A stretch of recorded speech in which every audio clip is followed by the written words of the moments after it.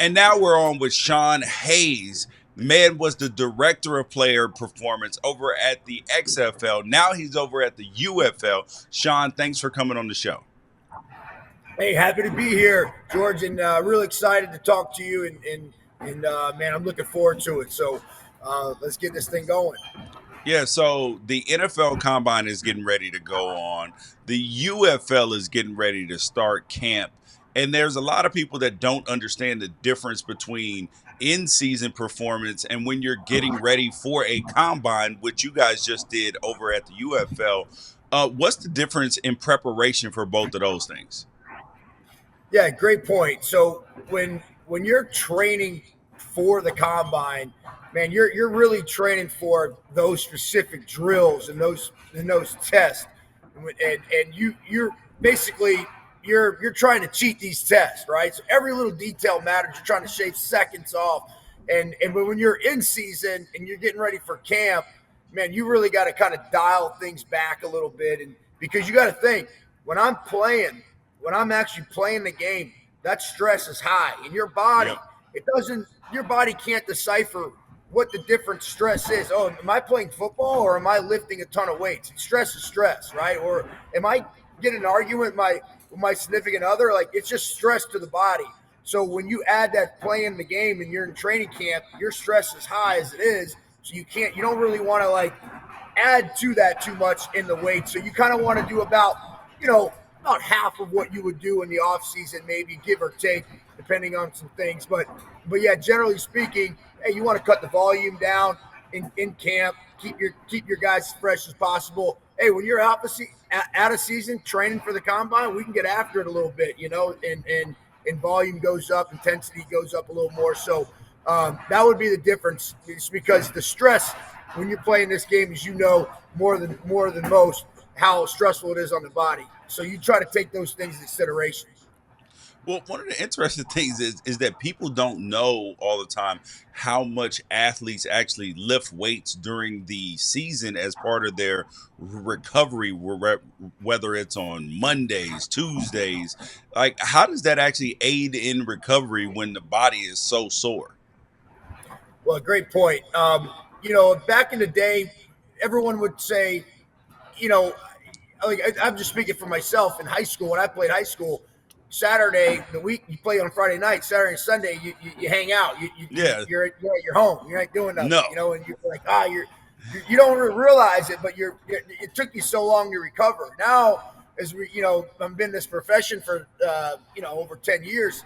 The worst thing you could do is take time off on that day after the game, right? It's yep, like the last thing you want to do. You want to get in there the next day if you can, if the schedule permits and everything. But man, if you can get into that on the field or in the weight room the day after a game and flush out that soreness and get the blood flow pumping through the body, feel good a little bit. Probably not going to break any records that day, right?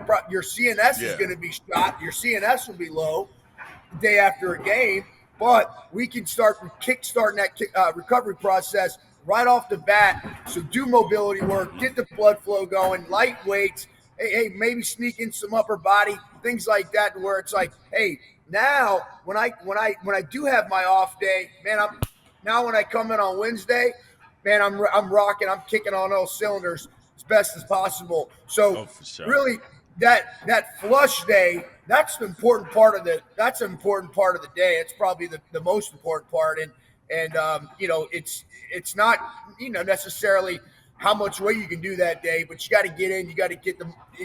Some people call it a shakeout. I like to call it a flush day. Whatever, it's all kind of the Yeah. same. But it's really important to get that day in, and then when you talk about the other days, yeah, you got to lift in season because this game, okay, this will wear your ass down, Yep. right? Like Maintain I'm the pushing. strength. I'll never forget this story, right? I went to Houston, Texas, and this has a lasting, imprint on me and my career, especially when I'm dealing with football. Brian Cushing tells me, all pro linebacker with Houston Texans, goes, man, I gotta feel confident when I'm shedding these guys off of me. I have to feel like I'm strong. That's Yeah. part of my game. That's what I do for a living. If you don't train in the season to stay strong, all right, then you're at a disadvantage because you're going to get broken down in this game. You're going to get slowly and surely week 10, week 12, man, you're going to be down here. So you got to stay strong mentally for the confidence and physically for the performance out there. So, hey, 16 weeks, 17 weeks now in the NFL, plus training camp, plus Yeah. preseason. If you ain't training during that, that's a Oh, long you're gonna time be weak. where you're Yep. gonna get down. So yeah, it's important to keep these guys strong, healthy, their tissue health, their tendon health, all that stuff. For them not only physically on the field, but confidently in their mind to be like, yeah, I can go out there. I'm a dude now. Yeah. Ain't nobody gonna mess with me today. So it's real important. Yeah, when I was playing is when there first became the science and people really started paying attention to not just we're gonna lift during during the season, but why and how to do it.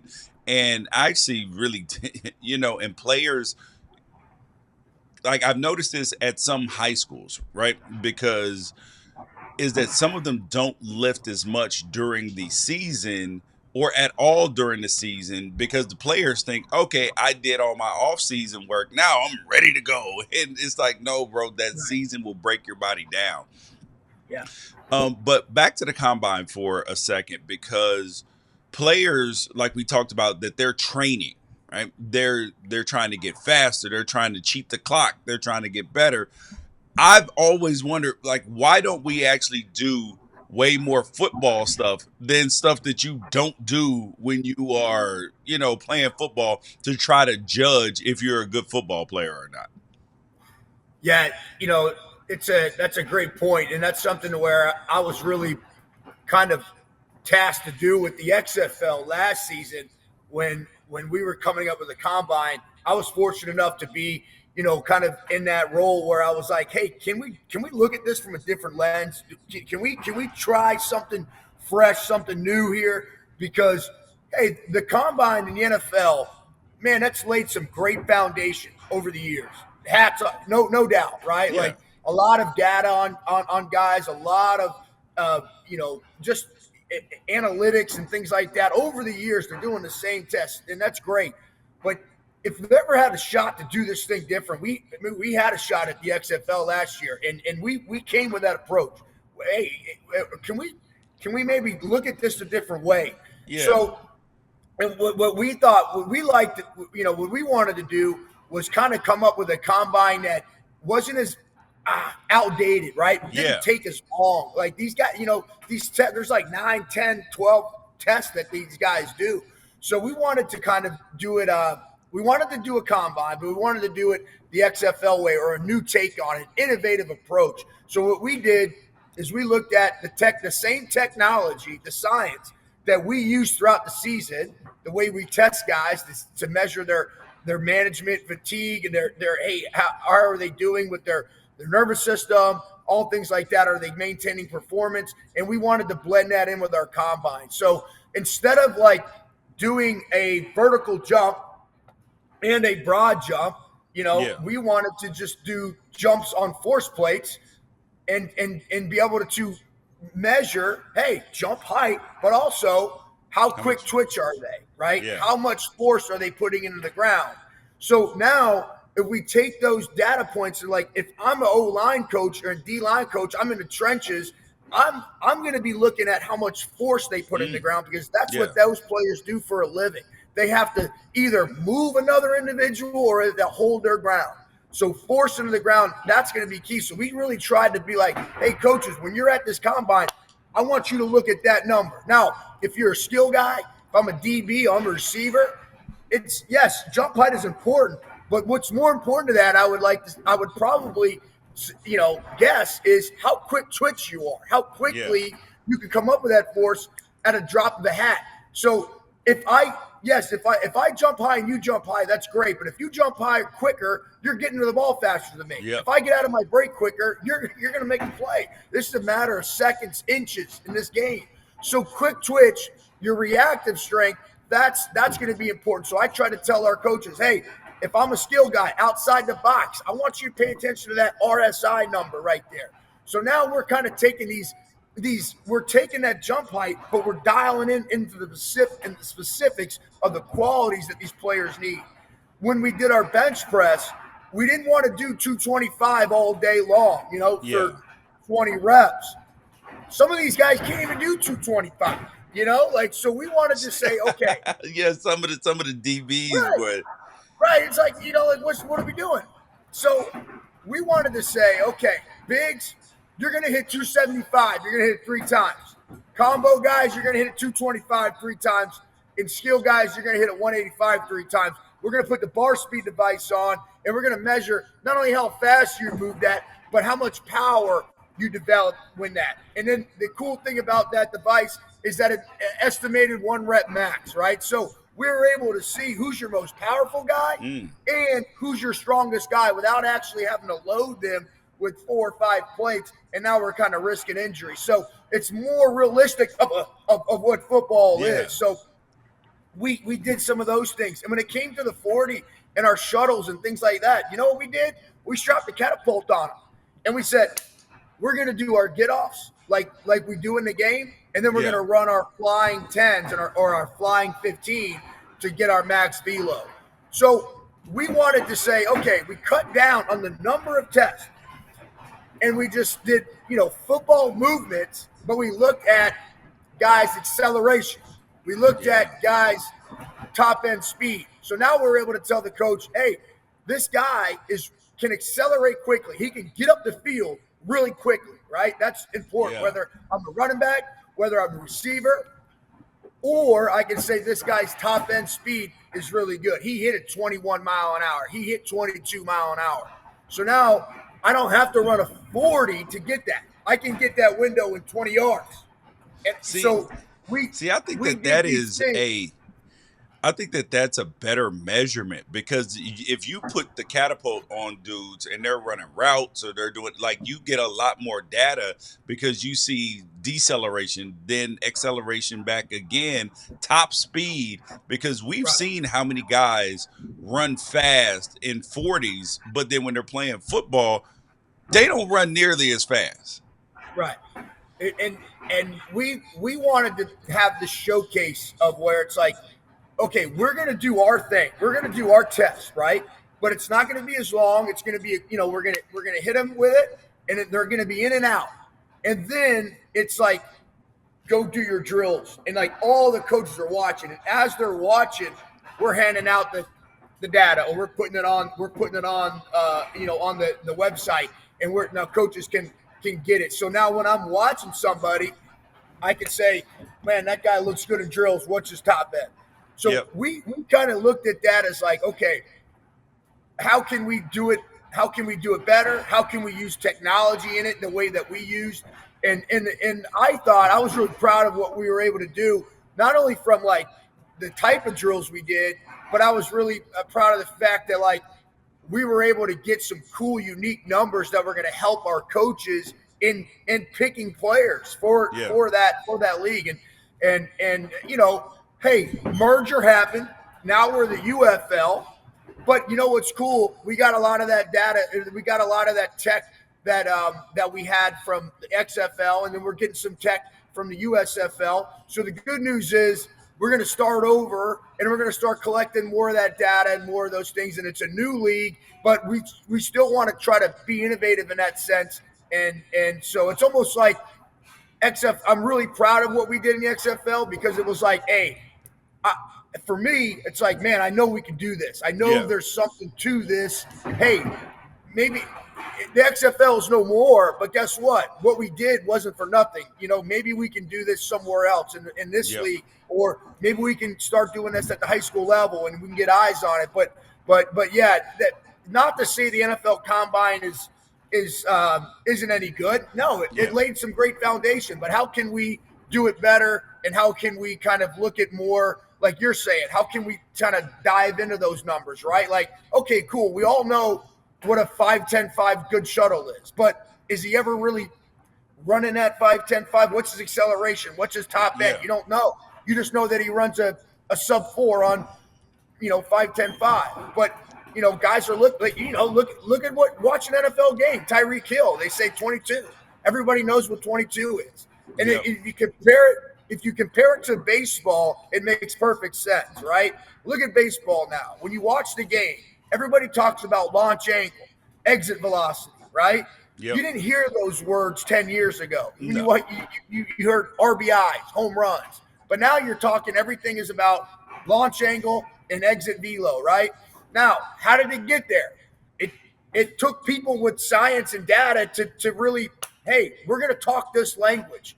And I'm sure it was tough at first, but now, few years later, when you watch MLB game, everybody's talking the same language. We got to do that in football, right? Yep. Like everybody says 40, 5, 10, 5, but hey, you just got to take that. You got to take that leap, and you're like, okay, now we're going to talk miles per hour. We're going to talk, acceleration. We're going to talk RSI, quick twitch. We're going to talk force, amount of force production into the ground. And then if we do that, I think we kind of follow suit with baseball a little bit. And now we're, up on the newer trends of things. That's kind of how I look at it a little bit, when I'm thinking about it. Yeah, and the final thing is when we talk about the amount of stress on players, and then you think about the coaches having to talk. So I've always wondered that when scouts or coaches, because obviously they talk to the football coaches, they talk to a whole bunch of people in the building, but people don't always realize that they talk to people in the weight room as well. What are some of those coaches that, whether it's XFL, NFL, UFL, when they're coming to ask about a player, what are those conversations? Well, first of all, as the strength coach or performance coach, you got to be honest, right? Because if you're not honest, that coach that's asking, he's not coming to you again, right? If Yeah. you say, "Oh man, this guy's great," you got to take him. Oh man, he's wonderful, and it's not the case. Your credibility goes out the window. So you got to be honest about everything, no matter how much you like the person or anything, because your word is everything. So you got to be honest, and how you do one thing is how you do everything, right? Yeah. Um, you know, I'll give you an example. I know he's making some headlines now, being on the Shannon Sharp podcast with Johnny Manziel. When we were at the Texans, he was coming out at A&M, and we had the number one pick that year. And we were interviewing guys, and one of the interview process was come down to the weight room, talk to, at that time, the head strength coach was Craig Fitzgerald. I was his assistant. I was in on those interviews, right? He let me be a part of it. That was great. Yeah. I was a young coach at the time, so I was appreciative. We interviewed Johnny Manziel. Cool guy, nice guy, hell of a football player. We got down to, how do you like the weight room, Johnny? Well, I don't really I love it know where that it's much. I at. don't really. Yeah, so it's like, right, hey, right then and there, you got to go and tell OB, like, hey, this guy doesn't love it down here. Is this our guy, right? Like, Yeah. you don't necessarily have to be a weight room warrior, but are you a guy that shows up early? Because if you're showing up early in the weight room, you're going to show up early to film. You're going to Yep. show up early to get tape, to get treatment. You're going to, you know what I mean? Are Yeah. you the guy that's kind of going to do your own thing in the weight room? Or are you going to be looking like, are you going to be coachable in the weight room? How you're coachable in the weight room, that's how you're going to be coached on the field. So Yep. it's a piece of the puzzle where you can get some information from that, because especially in college football, man, who are they around the most? They're around the Yep. strength coach the most, right? Like the strength coach sees everybody. He can get a really good pulse of the team and the player and how he operates and how he does his business. And now you can be able to tell those scouts, be like, yeah, I can tell you what this guy is all about. Yeah. I can give you a real good idea of it. In football, you make your money based off your body, right?